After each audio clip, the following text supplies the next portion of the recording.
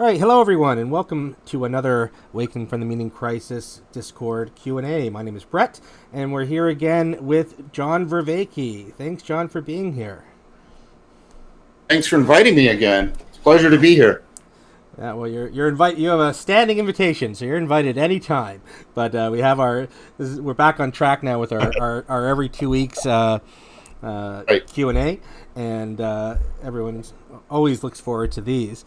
So I wanted to start off today. We've been having some discussions in the Discord about the four Ps, and there's been some some discussion over what your exact definitions of perspectival knowing and participatory knowing, and really what the difference is between them. And then, so I was wondering if you could just clarify your definitions for those two Ps. And then I'd like to turn to Mark and Manuel, who have been playing around with the four Ps themselves, and maybe they could talk a little bit about what they've been playing with, and maybe get your thoughts on that. So Sure. I just want to interrupt here a little bit. So if we can get the reason for the definition as well, that would be great. What do you mean, the justification for the definition? Is that what you mean by the reason? Well, yeah, like why it's important that the definition is that way. Sure. Okay, so there's many ways of trying to cut this up. I guess I'm trying to think of what's a succinct way of doing it. So the idea of perspectival knowing is based on the idea of knowing what it's like to be here now in this state of consciousness. So I know what it's like to be here now in my current state of consciousness in my room. So I'm salient landscaping in a particular way, and I have a sober state of mind. I'm sane, and so my salience landscaping is unfolding in a particular way. So I know what it's like to be here now, sober, and that would be a particular perspective. And the reason why I use perspectival knowing is we have this prevalent metaphor of this feature of salience landscaping from a state of consciousness like a perspective. Things are salient to me that seem in a way that's centered on me, both spatially and temporally.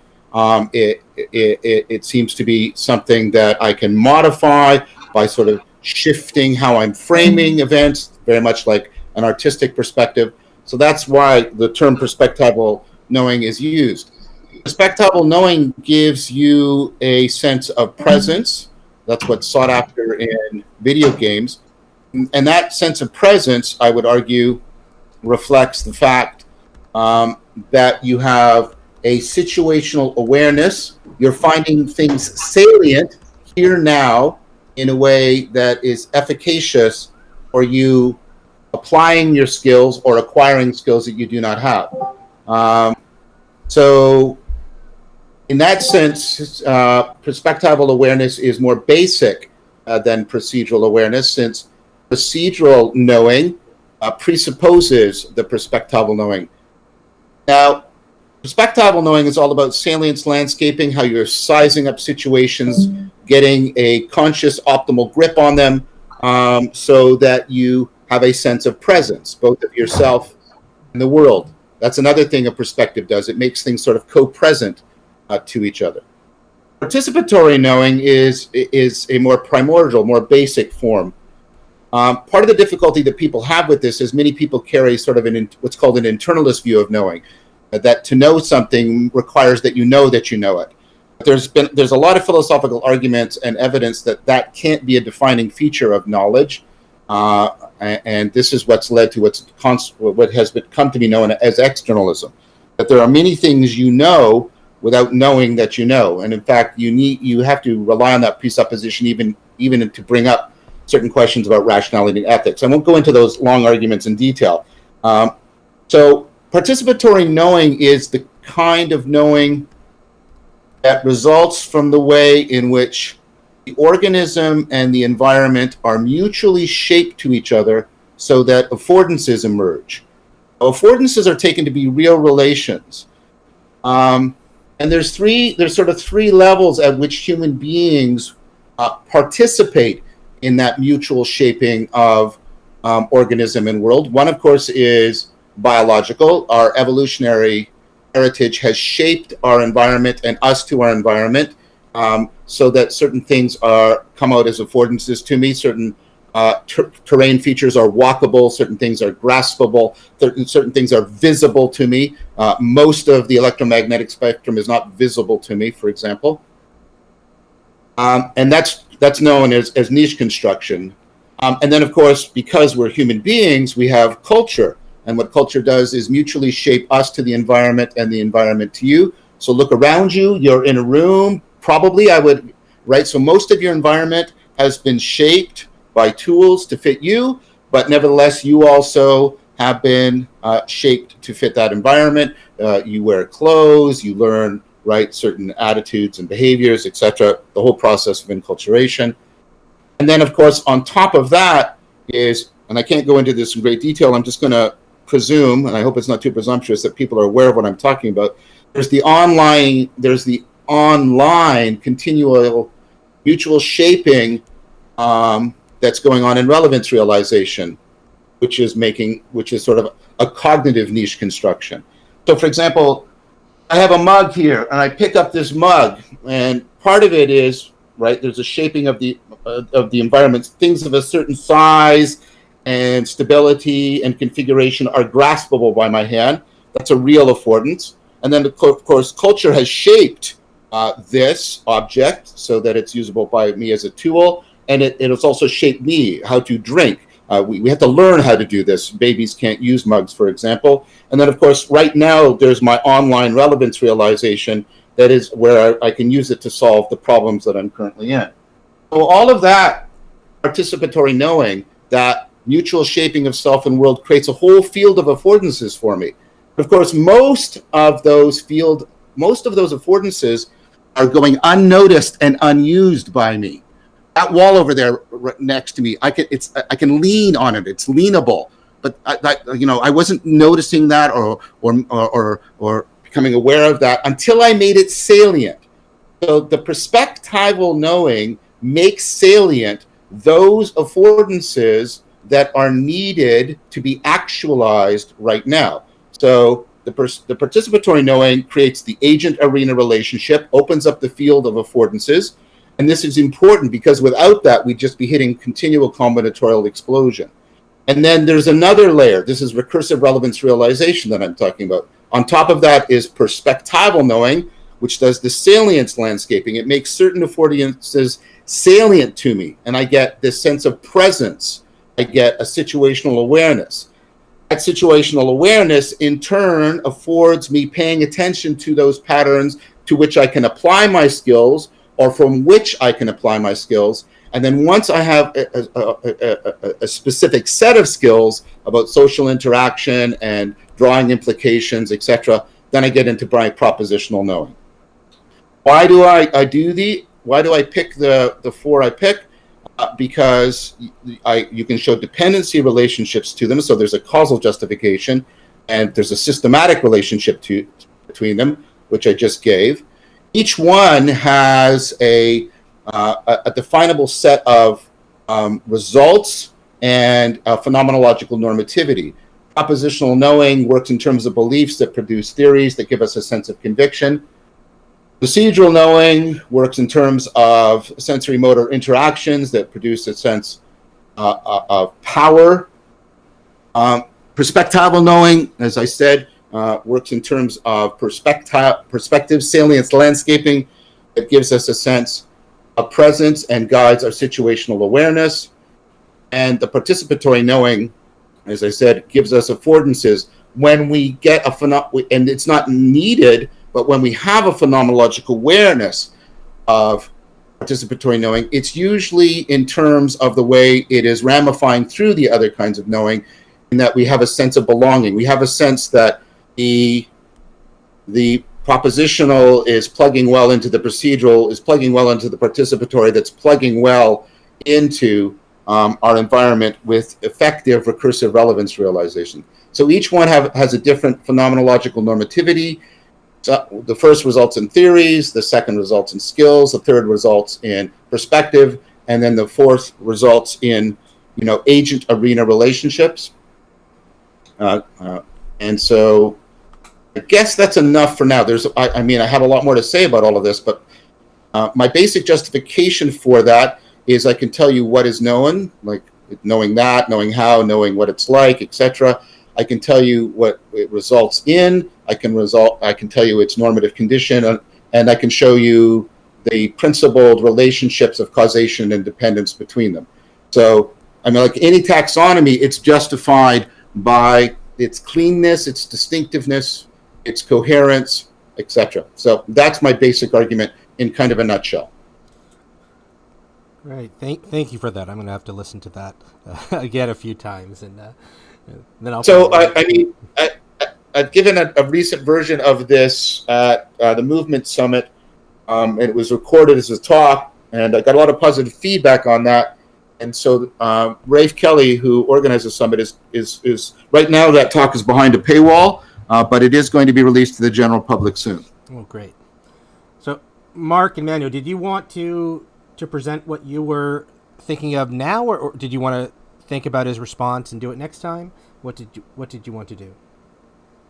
No, I'm fresh off explaining this earlier today, so I think we can give it another go, and a better go based on some sort of stuff that we talked about today with somebody. So, John, one of the things we've been working on, and a lot of people have contributed, Andre and Manuel and I have been working very close on this, and a bunch of other people, and probably too many to name, so I apologize that I can't name everybody. I mean, Nick helped us tremendously with a lot of this work. Sure. So I'm doing a lot of reverse engineering, right, from the perspective of somebody who doesn't have a meaning crisis and didn't really realize that people could, because, boy, I fixed mine. Like, what's wrong with all of you? So, so that's one of the reasons why I really resonated with like Jordan Peterson, and then of course your work, which is much broader in scope with the whole science of the meaning crisis and the framework to talk about it, which is very helpful when you're trying to help other people to get out of this meaning crisis thing that you don't really have a good handle on. So one of the problems that I think we recognized was that in order to do the things I think would work from my reverse engineered perspective, I needed to reconceive of a few things, and a bunch of people, like I said, helped to sort of figure out where the missing pieces were in some sense.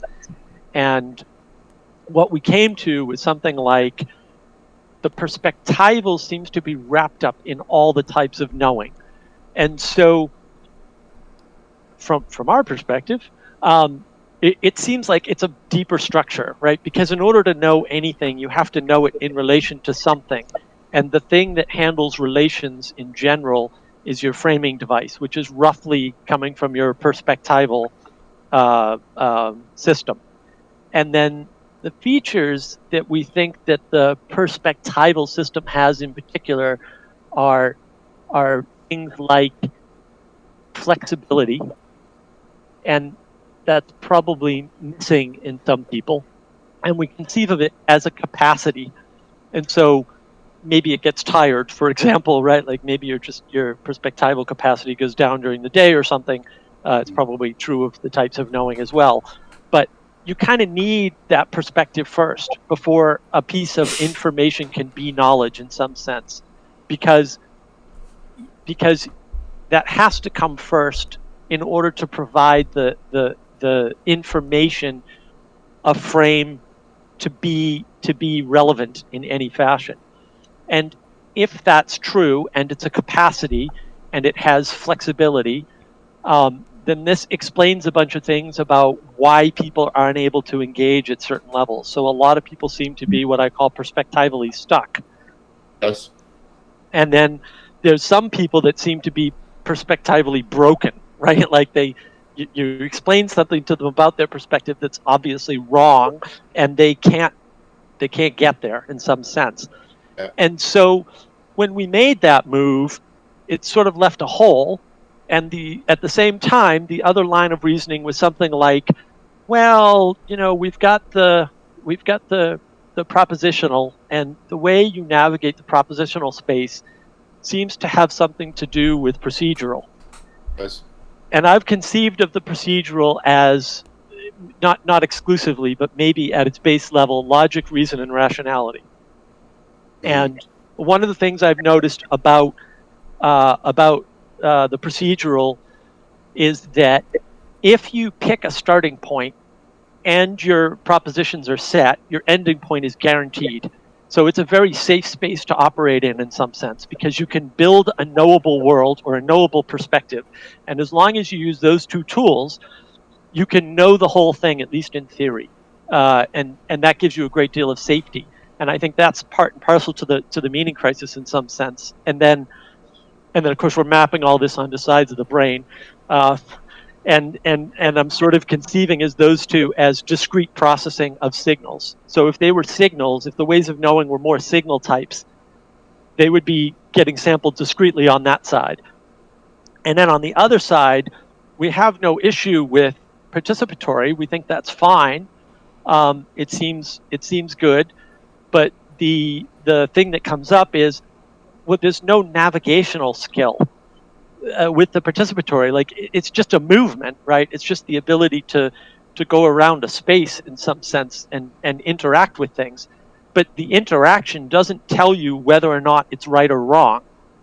And so we kind of figured we needed more of a compass in that space. And then what we came at independently and then realized that Mary Cohen had already come to this was this parabolic way of knowing. But our justification for parabolic knowing is something like, this is where symbol and metaphor come into play, right? And parables in particular. So story fragments, things like that.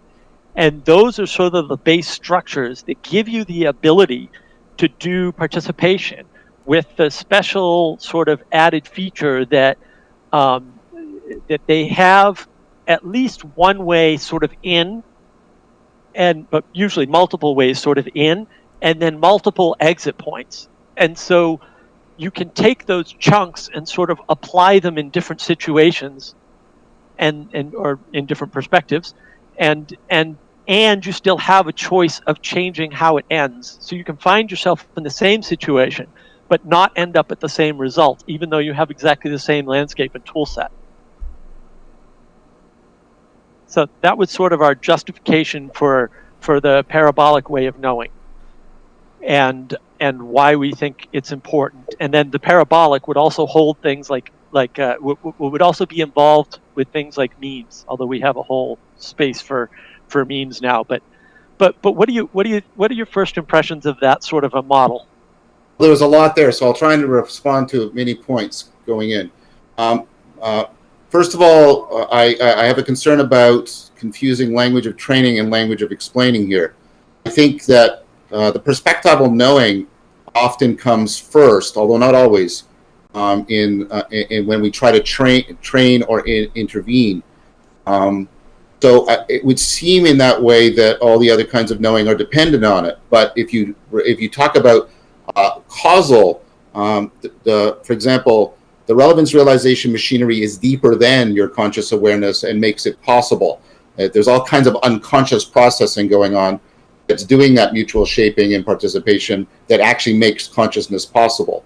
So you have to be careful. Are you talking about order in terms of accessibility of training, or order in order in explanation of causation? I would want to make clear, I'd be worried about making claims about patterns by which we want to intervene as being directly mappable on patterns in the ontology of the four kinds of knowing. And so that's why I don't make the perspectival the most foundational, because it causally can't be. Because if I mess up certain areas of your brain that are processing unconsciously, that will massively affect your perspectival knowing outside of your self-awareness, etc., etc. So I think that part of what you're putting your finger on, though, is that we need to I do think we need to keep those two ways of thinking about the four kinds of knowing distinct.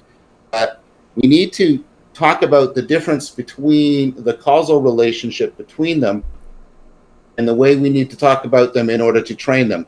And I use the examples of the language you use to train memory is a perspectival thing. You use the memory palace, but that doesn't mean that that's how we actually participate in our memory. Our memory doesn't work in that kind of perspectival fashion at all. And so the training language and the explaining language, they have to be kept clearly distinct and not confused. But I do think that you're making an important point, I would say, about more work needs to be done relating that explaining language to the training language. I hadn't thought about that enough. I'm just sort of reflecting on this right now. So there's a difference between explaining and giving people the right tools for intervening. And of course, perspectival knowing is going to seem like it's the first, because when we're trying to intervene on people, we're relying to a significant degree on their self-awareness, which is located in the perspectival knowing. So that makes sense to me. So how do we manage that? I don't know. I got to think about this. This is a really important question about the participatory knowing. So the idea is that narrative is a way in which we actually bridge between all the kinds of knowing. That was my response to Mary. That in narrative, we use propositions to talk about interactions procedural in order to get people's points of view, in order to ultimately talk about how people's identities are changed. And that's the whole point of narrative. Narrative gives us a temporally extended self. It opens up the scope in which the mutual shaping between agent and arena works. That's why we have to teach narrative to people. We have to teach them and practice it and practice it and practice it. Because what it does is it actually integrates the four kinds of knowing in a particular way and affords extending the agent-arena relationship. The world is opened up and the scope of agency is opened up. That's why, of course, you don't expect 4-year-olds to engage in the long-term planning that you would expect 40-year-olds to engage in, etc. So I don't think, therefore, of the parabolic as a separate kind of knowing. The problem is when you start to define the kinds of knowing in terms of the products produced, you're going to get a proliferation of kinds of knowing. Then you're going to get scientific knowing, you're going to get symbolic knowing, right? You're going to get historical knowing, you're going to get all different kinds of knowing. And so that's one of the problems I brought up with Mary. That's why I tried to limit the kinds of knowing to the functions performed and the normative standards we use in order to evaluate it. So I think, but you see, that makes it all the more important. The fact that it's not a separate kind of knowing means it's precisely important, I would argue, because symbolic narrative kind of knowing is a way in which we basically integrate and mediate between the different kinds of knowing. That's why it's very hard to talk about symbolic knowing without invoking propositional or procedural or perspectival or participatory.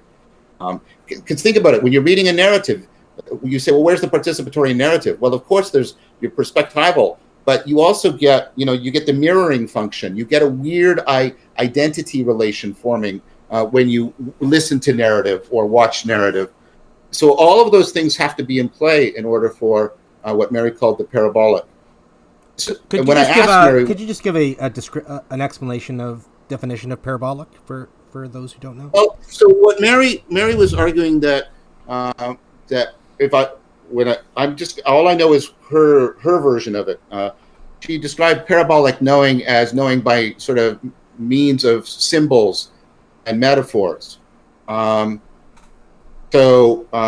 she gave the example of the way I use family relationships to understand the relationship between cutlery. So what we do is we map one system onto another. And then sort of try to say, well, all knowing is a mapping function. And so we can't make the mapping function itself a kind of knowing, because if all knowing makes use of mapping functions, that would be a category mistake. then it was sort of, well, she said, yeah, but you're sort of mapping between, domains in a way that provokes insight. And then again, but insight is possible in all kinds of knowing, so you don't want to make insight its own kind of knowing. So I think it's better to see metaphor and symbol and narrative as ways that bridge between the kinds of knowing and that therefore afford understanding, which is to more properly grasp the relations of relevance between kinds of knowing. When I really understand something, I don't just have propositional knowledge and procedural and perspectival and participatory. What I have is I grasp the significance, the relations of relevance between the kinds of knowing. That's why you can really get to know. When we think we really understand somebody, we don't know them. We don't have just beliefs about them, or even skills about them, or even experience of them. Or even a binding of identity with them. We have a sense on how all of those fit together, mutually support each other. And so I think of metaphor as a profound way of aligning the four kinds of knowledge to bring about understanding. The reason I rely on that distinction is because there's an increasing distinction coming out of the philosophy of science between distinguishing between knowledge, which is the grasping of propositions or the having of a skill, and understanding, which is to grasp the significance or relevance of what you know. And again, you don't want to reduce the understanding to knowledge, because then you won't be able to explain either knowledge or understanding if you just simply equate the two. Sorry, that was a very long answer, Mark. So I think your intuition that the symbolic gives you powerful access, the participatory, from the procedural, the propositional, and the perspectival is exactly right. But I think it gives you access precisely because it's the kind of knowing that bridges between.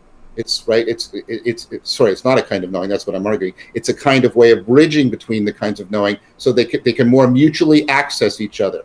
And when the kinds of knowing more mutually access each other, that's what we mean by understanding. So I just want to get a couple of things straight so that we're all on the same page. So Sure. The way you conceived of the ways of knowing, is that privileging phenomenology? Is that where your starting point is? It's not privileging phenomenology as a methodology. It's privileging, I guess.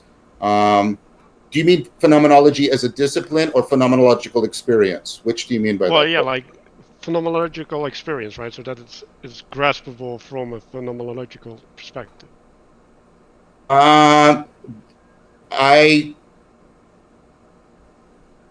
don't think that's what I think. Maybe I wasn't. I want to make sure that I'm not being obtuse. And I stated at the beginning that I don't think all kinds of knowing have to be from an internalist perspective. That there's externalist kinds of knowing, especially participatory. That was my saying that not all knowing has to be directly phenomenologically accessible to us as a phenomenological experience per se. And of course, there's senses in which you don't have a direct phenomenological awareness of your skills or of the machinery that's generating the affordances. The phenomenological experience actually presupposes all of those processes at work to generate its intelligibility. Right. Okay. So, in the conversation with Mary Cohen, you mentioned that the choice of the framework was fairly arbitrary, and that its justification is by its explanatory power, right? Its cleanness, its coherence, its ability to match up with the way these terms are used, in other disciplines. That's what I mean by explanatory power. I don't just mean sort of ad hoc, pragmatic explanatory power. I mean that in a broad, in a more epistemological sense. But yeah, I mean, there is no other way of justifying a taxonomy, as far as I can tell.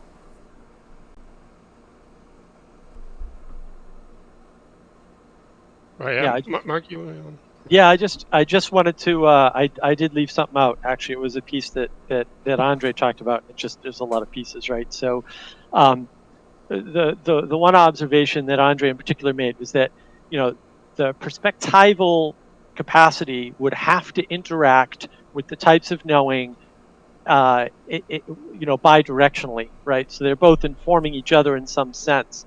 And the reason why we think this actually works better and maps better is something like if you take a hallucinogenic drug, like you drop some acid or something, and you have what we're calling the profound experience, right?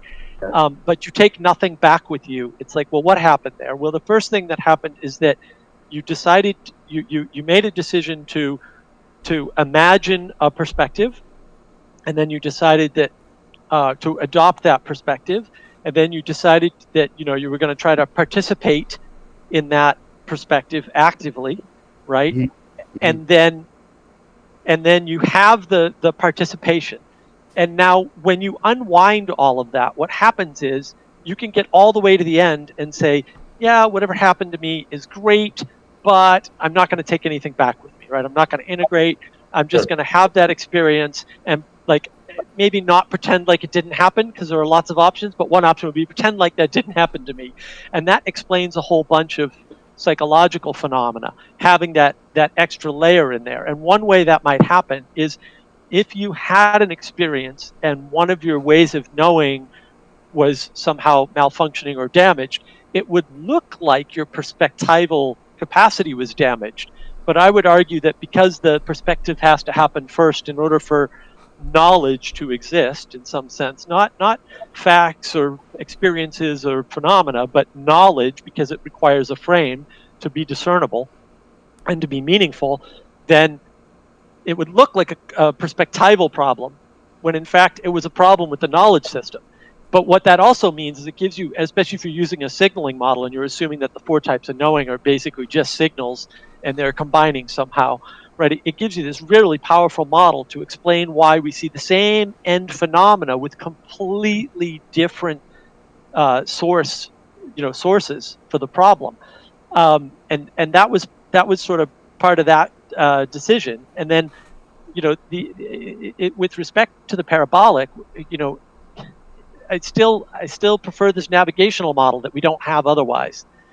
Just because you have a Sorry, Mark, perspective on I'm not something. quite sure what do you mean by navigational? You mean navigating through participatory knowing, navigating Yes, through the world? navigating through participatory knowing and through the world, right? Because again, you've got the procedural that can navigate for you the propositions, but the procedural can't navigate your participation, because your participation is in some clear sense continuous, right? And so there's this idea of continuous and discrete sampling on top of this. And the reason why that's important is because like if you're on a bike, you're constantly balancing, right? And Right. so it's not clear to me how you would know to balance, and how you would know as you're going through the world actively that in terms of procedures, what that So there, Mark? you have far more options. Okay, so let me try and address a couple things. Um, One is I, I I was always clear that I thought and I thought I was indicating. Of course, all the kinds of knowing can have causal impact on each other. Um, that if I was trying, maybe I was maybe when I was talking about causal dependence, that was being understood as indicating there's only a one-way causal interaction. Um, what's that supposed to show is an ontological dependence. It's that there can't be proposition. You could have just sort of participatory knowing on its own, which I think that's what microbes have, right? And then you might get a beginning of sense making as you get a little bit higher, and then when you get a capacity for learning, you're going to get procedural, and only when you have something like language are you going to get propositional. So the ontological dependence means like which ones presuppose the other for their existence. But that is not to say that they are causally independent from each other. Of course, and that's what I meant by intervention. I think perspectival knowing is one of the most powerful ways you can intervene on your participatory knowing. That's what, in fact, happens when you get things like, loneliness, or you get culture shock, because your salience landscaping isn't working, and that sends error signal, I think, to your participatory knowing, and it starts to self-organize. Again, language of training is the language of causal interaction. The language of explaining is the language of ontological dependence. Right? So my being able to see is dependent on my being alive. I can be alive without being able to see. But my being able to see causally interacts with me being alive, because seeing allows me to get food and eat. There's a difference between things being able to causally interact and then being causally dependent. One is trying to get sort of the ontological structure, that's causal dependence. You're trying to train, of course, you're trying to see, well, how can they impact and intervene on each other? I never meant to exclude a bidirectionality of causal interaction between the kinds of knowing. In fact, I think the kinds of knowing impact and constrain each other all over the place.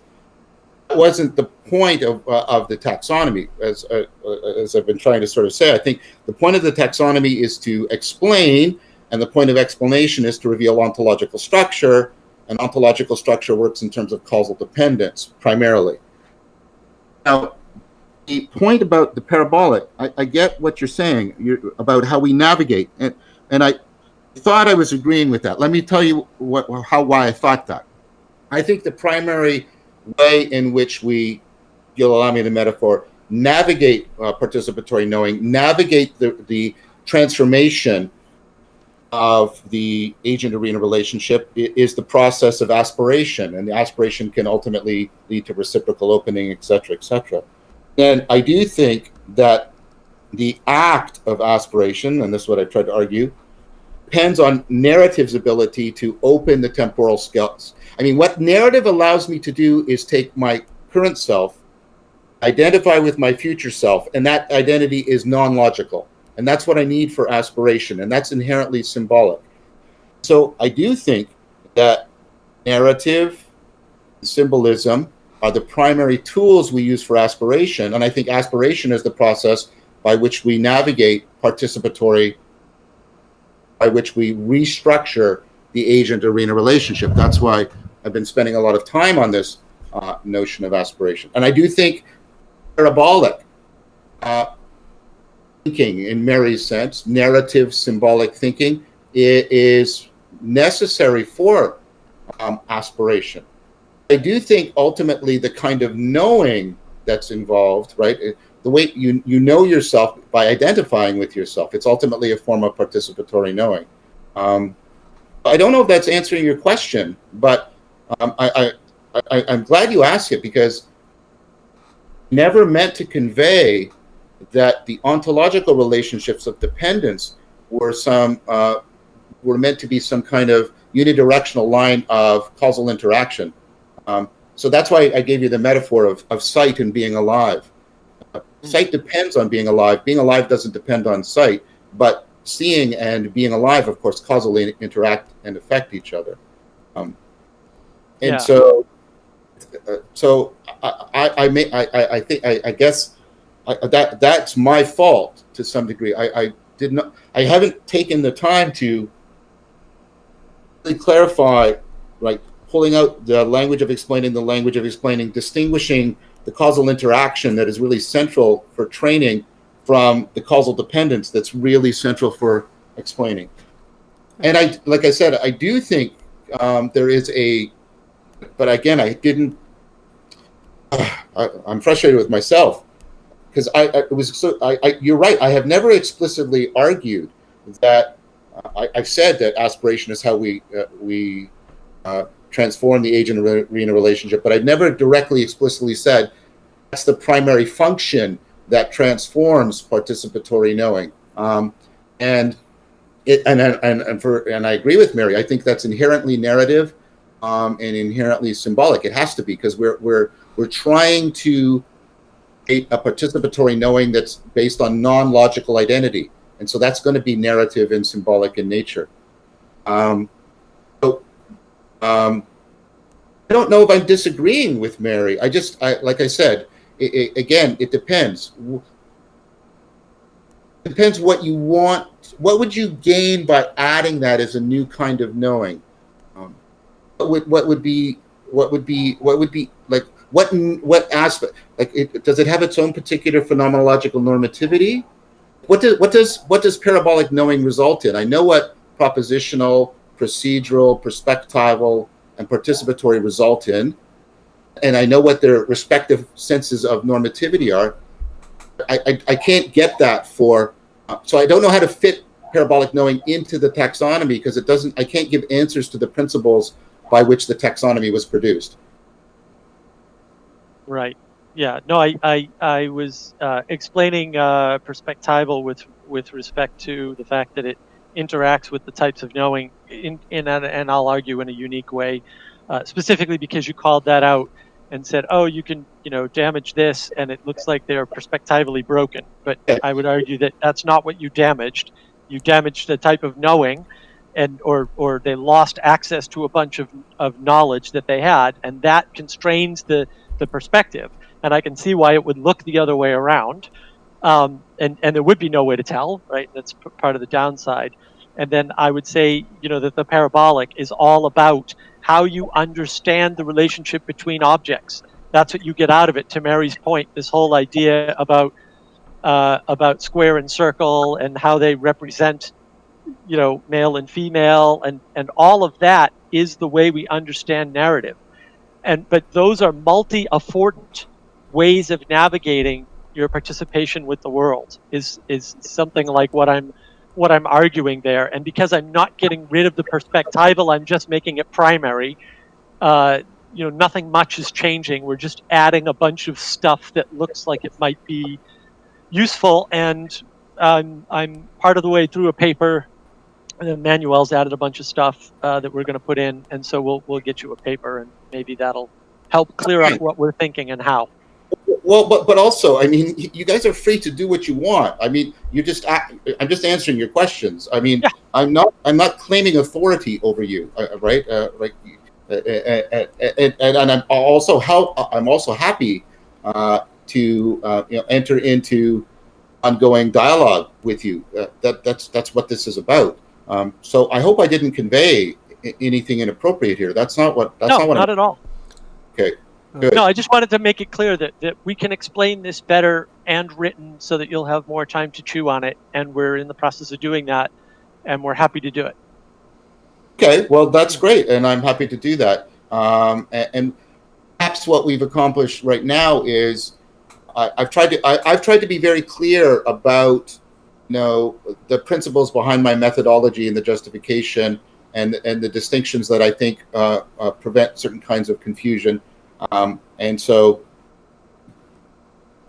it would be helpful if you guys responded in kind along those lines. Is that fair? Yeah, that sounds fair, John. Thank you. I appreciate the time and the care you've taken. No. This is. I mean, this is really good also because, I mean, and of course that's going to happen.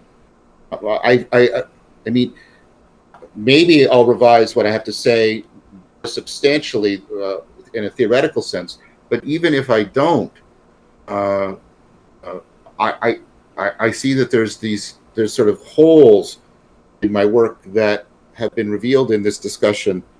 I feel responsible for now and responsible to, and so that's very, very helpful to me. Very, very helpful. I mean, well, a little bit caught between wearing two hats: the hats of a cognitive scientist and the hat of somebody sort of trying to help people train skills and intervention. And so I'm trying to manage between those right now. Sorry, I talked over somebody. I apologize. Yeah, I was just going to say that we're under the impression that we resolved those holes for ourselves. So Yeah, right. Maybe you might benefit from that. Couldn't quite hear the last thing you said. I'm sorry. Well, maybe you might benefit from our ideas, right, and Of have them course, fill the holes. I'm sure I will. I mean, I've already have, and yeah, yeah. I'm happy to see what you have written and to respond in depth. So this has been fantastic. And taken some time, but I think time very well spent. But let's try to get some questions in from some others. Tyler got missed last week at the end, so Tyler, why don't you go ahead? Hello, John. Hi, Welcome. here for you. Good to hear from you too. Yeah, I just caught, I think, your comment on the participatory framing of like microbial life. Yeah. And that's really fascinating. I love the way that it's set up in a stack, right? That you have this kind of integration, right, in motion. But this is really fascinating because I actually think of it like if I step outside of the human framing for a moment and I look at what's actually happening on the globe as like a giant cybernetic organism, it's almost like each organism is in fact a proposition, right? So it's some element of searching whatever the design space is for survival, and Right, that you right. can like unpack the genetic expression and like fully Mm. express that proposition. That's really yeah, so that's kind of how I see it as I don't know, maybe at the flipping the stack there, but That's interesting. I mean, that goes towards this idea again about there's a but that goes towards the idea that there's a logos that's well. This is what I would say, Tyler, that yeah, the notion of logos as intelligibility, that there's a logos that's non-propositional, but it's still properly logos. So a Greek way of talking about something like the genetic code, of course, is it's not a proposition, but it is some kind of code that organizes and constrains things in a reliable and discriminating fashion. So of course, we have to be careful when we talk about DNA as a code because it's originally meant as a metaphor, and we can get caught up in it a little too much. oh But sure, yeah. Right. Well, I mean, there's that other additional layer on top, though, like the additional genetic code itself of the triplicate expression. That in itself, totally. And yeah, so I think the notion of and I think that's what's interesting about logos because logos, and that's why I like it as a term because mm-hmm. point to intelligibility because logos to my mind and this sort of a Heideggerian reading, right? Logos to my mind points to that stacking Yes, that I yes, was talking about because it means speech, but it also means gathering things together so they belong together, and it also means a sense of that, and then it also ultimately means some deeper pattern or real pattern in the world that affords all of that happening. right, And right. so, It's like, sorry, yeah, it's just like the proper pushing of that information through the stack, right? It's yeah, yeah, and then that constant self-expression and self-testing and reintegration with the environment, at least in terms of an organism sense. But okay, sorry, no, but this is perfect because you brought up logos. My question from last time, and it just came in at the end and missed it, but yeah, um, it has to do with the expression of the feminine in these spaces, because it yeah, seems to me the crux of a lot of this meaning crisis issue is a lack of generative capacity, which is kind of foundational to life, right? Life is yeah, it's generative, so yes, I'm wondering in like, so I haven't switched my name as a kind of nod to it, but I'm wondering in the hypostases, like in the expression of the essence of nature and how we conceive of it, in the Father, the Son, and the Holy Spirit, how is it that we're receiving the divine feminine? Is that expressing itself, and where is it? Is it hiding? Like, is that in fact the kind of inverted weird nature of it, that it is always hidden and you have to go searching for it? yeah. Um, I yeah, sorry. Can you just comment on that, perhaps? Well, first of all, I think that's important. Uh, and I've met with the board of the Vervaeke Foundation, and I've had it as a policy pre-existing all of this, that I have tried to encourage the feminine voice, and one of the things I wanted is not to equate the feminine with just women or the masculine with just men, but I want more women participating in all of this for exactly the reasons that you articulate. The evidence is, I think, mounting that we work better in distributed cognition, and I would predict that we'll find that we work better when we have, some distribution. I don't know what it is. That might be an empirical question and not just a moral question. What the distribution of feminine and masculine. I prefer yin and yang because it doesn't get so politically laden. But anyway, within distributed cognition, I think that's very right. I think our culture is overly yang. I was talking with JP Marceau about this. It's going to be released on Voices with Vervaeke, and how Christianity got, especially he talked about the idea that it got to some degree, got very locked down in top-down emanation, and it's lost the bottom-up emergence from the so-called material world. What's interesting is a lot of the thinkers that JP and I were talking about, Scotus Erigena, but there's even aspects of this in Aquinas.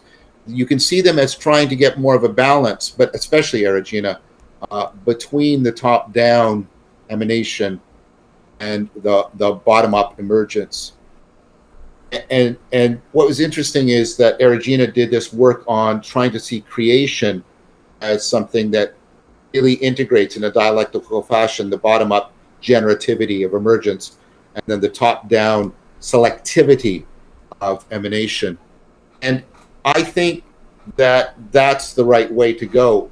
That's why paying attention to dialectical thinkers, not dialectic just in their manner, but that they ultimately saw the ontology as dialectical in its very nature. I think that, and the fact that there's more and more, this is what JP was claiming, there's more and more current Christian thinkers who are turning that way.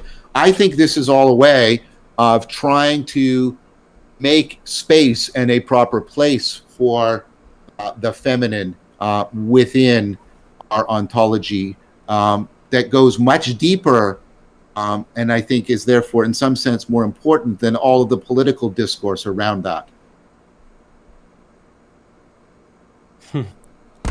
Yeah, I can say I think I agree very much so with that. I appreciate it, John. Thank you.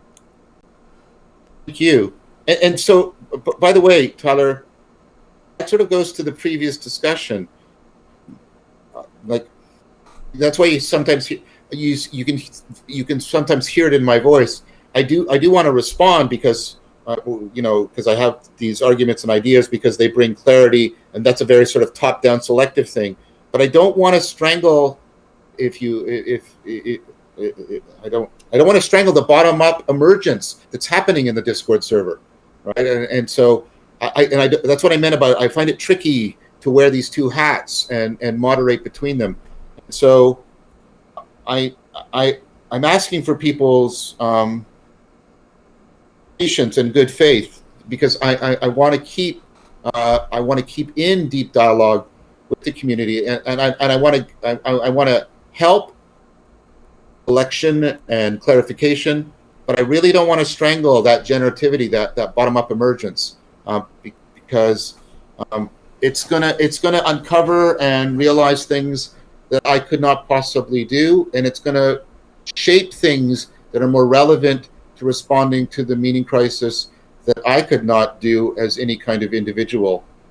So there, you said was actually running through what was going on in the previous discussion, at least as sort of a sense of an attitude of orientation in my thinking. Yeah, I agree. Yeah, and it's one thing that I've kind of been drawn to because I believe it is important, and anyone that is expressing that or who is expressing the importance of it, I think their signal should be boosted. That this is it's absolutely seems to be expressed at the sociological level, right? And and the individuals certainly here have been reported anecdotally. So yeah, there's something deeply incongruous right now between the expression of the masculine and the feminine, the yin and the yang, and I'm all for getting that thing to swirl back into unity. Right. Oh, well, yeah, I think you and I are in deep agreement about this. Um, I mean, it's a tricky thing because we're plugging into the perennial problem of trying to move between plasticity and stability. Much plasticity and the system breaks down. Too much stability and the system becomes fragile and breaks. Um, and so, trying to constantly adjust that sweet spot is very, very challenging. Oh, it is And huge. But there's okay, but it feels like there could be an attractor of some kind that's uniquely. It's like it's the third element, right? It's triplicate form because we get stuck in this binary sense of masculine, feminine too. But yeah, we have to recognize the transformative, and the transformative is only possible with the triplicate structure. So we we have to recognize. I don't know. There's something deeper even than that, and that has to do with the participatory for sure. Like right now, right? Like what people engage in and truly appreciate with what it is to interact in that sense. And so there's there's something missing in our current environment and in our current conversational space that represents an equal attractor for both the masculine and the feminine. And we're getting close. I I touch on it every now and then, let's say, but yeah, there's a whole constellation of topics. It's more like an orchestration of conversations than one, right?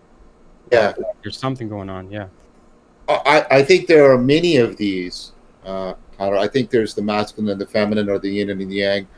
Like I said, I think there is finding this, like I said, which is tricky, finding this sweet spot that it's, allows flow without fusion or confusion between languages of training and languages of explaining, and also getting something also between individuation and participation. There's all of these sort of binaries that we are trying to. You allow me the metaphor. We're trying to. I see myself, at least, and perhaps people are interested in my work. I see myself as trying to set them into motion again, to get them dynamically dialectic again, and so that, as you call it, and Chris and I also call it that in our work, that third factor, the logo, starts to appear again. So that's been a driving concern and goal of my work.